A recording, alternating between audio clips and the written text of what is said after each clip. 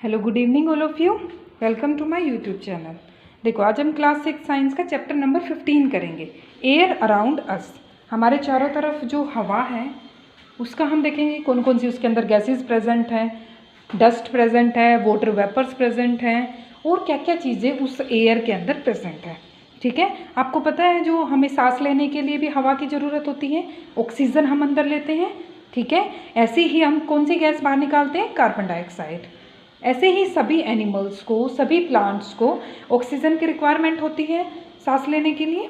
ठीक है, जिसको हम ब्रीदिंग प्रोसेस बोलते हैं।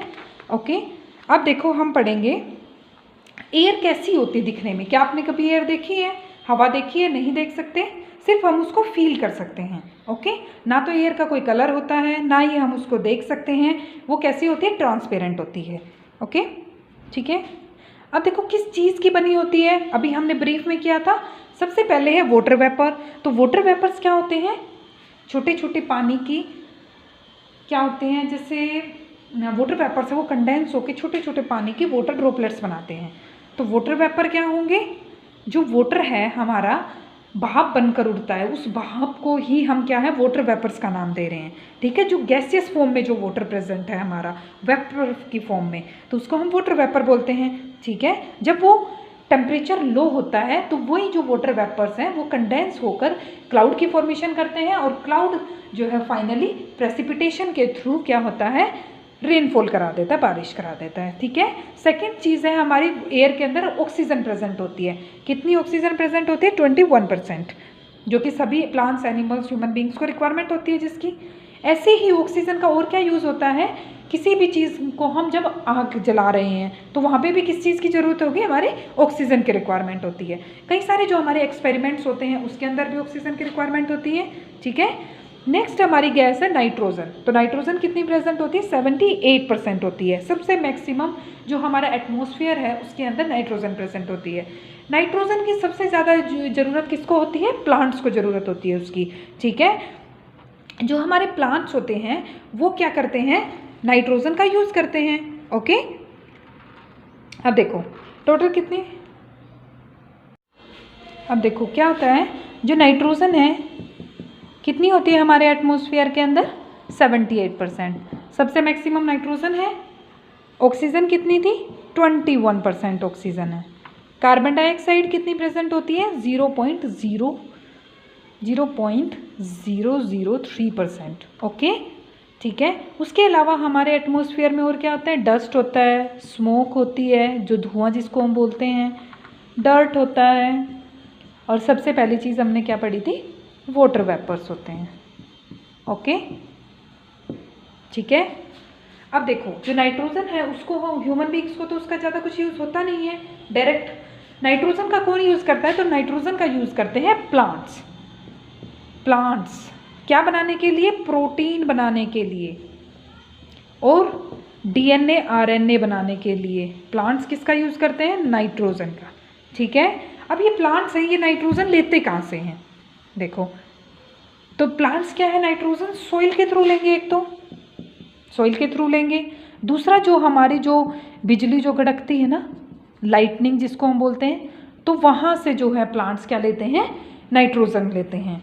ठीक है, उसके बाद लाइटनिंग और जो थंडरिंग होती है, तूफान आता है जब, या फिर जो हमारी बिजली कड़कती है, तो वहाँ से नाइट्रोजन जो है वो किस में कन्वर्ट हो जाती है, नाइट्राइट के अंदर और नाइट्रेट के अंदर, और एक और यूज़फुल फॉर्म है अमोनियम के अंदर। ठीक है, अब ये जो अमोनियम फॉस्फेट आपने पढ़ा होगा, NPK, नाइट्रोजन फॉस्फोरस और पोटेशियम, तो ये हम जो है, जो हमारा यूरिया होता है, फर्टिलाइज़र होता है, उसके थ्रू भी प्लांट्स को हम डायरेक्ट जो है नाइट्रोजन दे देते हैं। ठीक है, तो ये क्या है, डिफरेंट तरीके हैं जिससे प्लांट्स जो है नाइट्रोजन का यूज़ कर सकते हैं। नेक्स्ट हमने क्या पढ़ी थी, कार्बन डाइऑक्साइड। कार्बन डाइऑक्साइड कितनी प्रेजेंट होती है, 0.003% होती है। ठीक है, बहुत कम अमाउंट में होती है, लेकिन क्या है, इसकी भी यूज़ होता है काफ़ी ज़्यादा। जो देखो अब जैसे ऑक्सीजन है वो आग जलाने में काम आती है, ऐसे ही कार्बन डाइऑक्साइड का यूज़ होता है आग बुझाने में। ओके, और क्या होता है, कार्बन डाइऑक्साइड जितने भी प्लांट्स होते हैं, एनिमल्स होते हैं, जब वो रेस्पिरेशन करते हैं, ऑक्सीजन की प्रेजेंस में फूड का ब्रेक डाउन करते हैं, तो वहाँ से कार्बन डाइऑक्साइड को रिलीज करते हैं।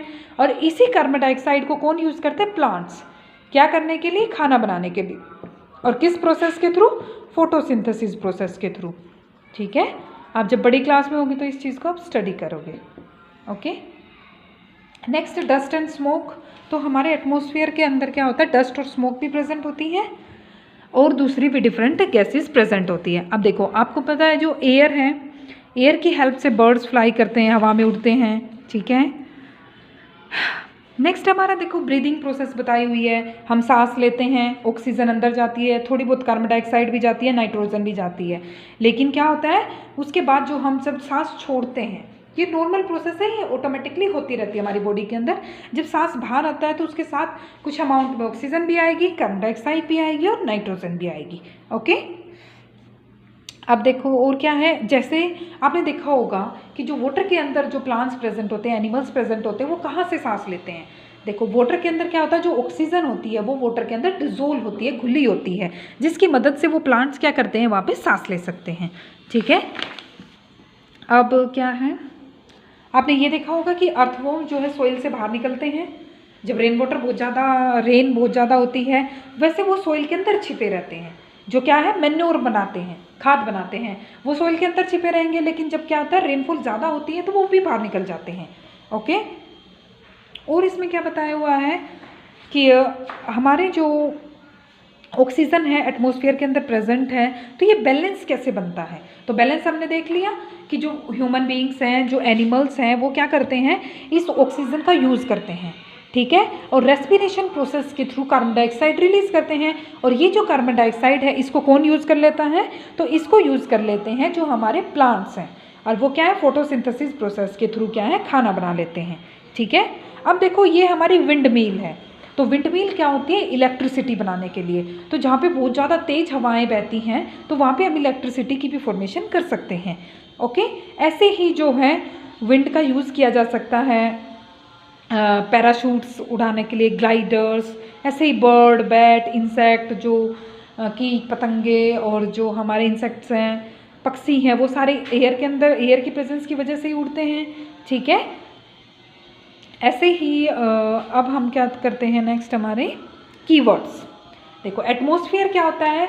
जिसके अंदर बहुत सारी गैसेस प्रेजेंट होती है, हमारी एयर है, वाटर है, डस्ट है, वाटर वेपर्स है, ये सारी चीज़ें एक एयर का ब्लैंकेट होता है हमारे चारों तरफ। Okay, that is the atmosphere.